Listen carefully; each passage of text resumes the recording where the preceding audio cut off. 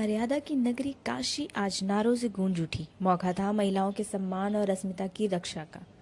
बिहार के मुख्यमंत्री नीतीश कुमार द्वारा एक मुस्लिम महिला के नकाब को सार्वजनिक मंच से छूने और भाजपा गठबंधन के मंत्रियों की बयानबाजी ने अब सियासी तूल पकड़ लिया है।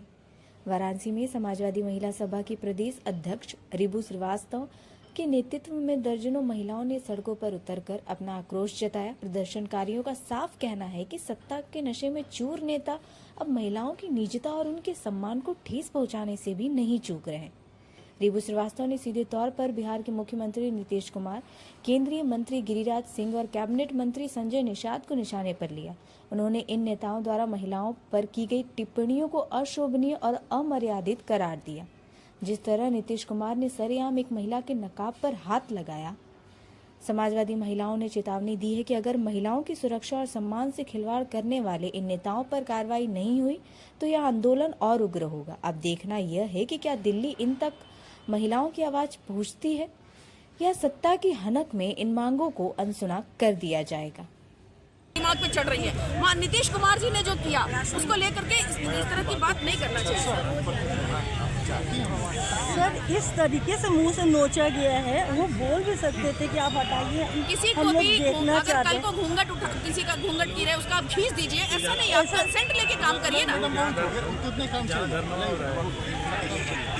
हमारी राष्ट्रीय कमेटी आज समाजवादी पार्टी की महिला सभा पूरे उत्तर प्रदेश के हर जिले में अपना ज्ञापन दे रही है और विरोध कर रही है जो नीतीश कुमार जी ने डॉक्टर नुसरत परवीन के साथ जो भरे मंच पर जो भद्दगी की, जो बदतमीजी की, जो अपमानित करने का काम किया, उसके खिलाफ, और जो उत्तर प्रदेश सरकार के घटक दल के नेता हैं, मंत्री हैं, संजय निषाद जी ने उसके ऊपर, उस कृत्य के ऊपर घी डालने का काम किया। उन्होंने जिस तरह से घिनौनी हंसी हंसी है, उससे महिलाएं जो घरों में भी बैठी हैं वो अपने आप को अपमानित महसूस कर रही हैं। उन्हें रहा नहीं जा रहा है, लेकिन प्लेटफॉर्म नहीं है जिस पे आकर के वो विरोध करें, वरना हर घर की महिला इस बात से दुखी है कि इस तरह के लोग अगर सत्ता में बैठेंगे तो किसी भी घर की महिला, बहू, बेटी सुरक्षित नहीं रहेंगी। हम सभी महिलाएं आज नगर अध्यक्ष और राष्ट्रीय कमेटी के सारे लोग, सभी जिले और नगर के लोग, महिलाएं मिल करके आज इस बात के लिए हम लोग ज्ञापन देने आए हैं कि ऐसे जो दूषित मानसिकता के लोग हैं, घृणित मानसिकता के लोग हैं, इनको तत्काल बर्खास्त किया जाए।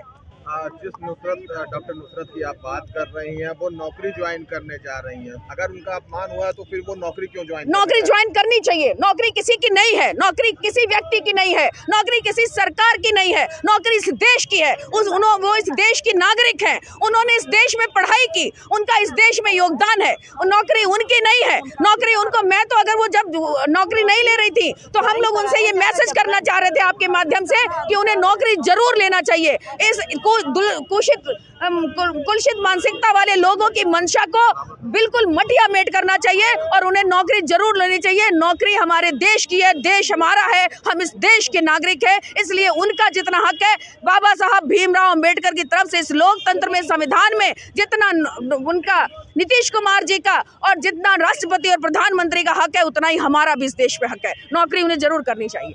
सरकार में अगर महिलाएं विरोध इसलिए नहीं कर रही है कि सरकार सुन नहीं रही है, और विरोध हर स्तर पे हो रहा है। आंगनबाड़ी महिलाएं विरोध कर रही हैं, आशा बहुएं महिलाएं विरोध कर रही हैं, गैस के सिलेंडर बढ़ रहे तो विरोध हो रहा है, लेकिन गोदी मीडिया उसको दिखा नहीं रही है। मैं आप लोगों को धन्यवाद देती हूँ कि आप हमारे महिलाओं की बात पहुंचाने के लिए यहाँ पर आए हैं, वरना तमाम ऐसे चैनल हैं जो इस बात की लिपापोती में लगे हैं कि उन्होंने अपने बाप की तरह काम किया है। अगर किसी के बाप होते तो ऐसा कोई बुरा नहीं मानता। अरे बाप होते तब क्या ऐसे घूंघट उठा लेते, दुपट्टा खींच देते किसी का? कल किसी हिंदू महिला का घूंघट उठाएंगे तो भी समाजवादी महिला सभा ऐसे ही मैदान में रहेगी और ऐसे ही लड़ाई लड़ेगी।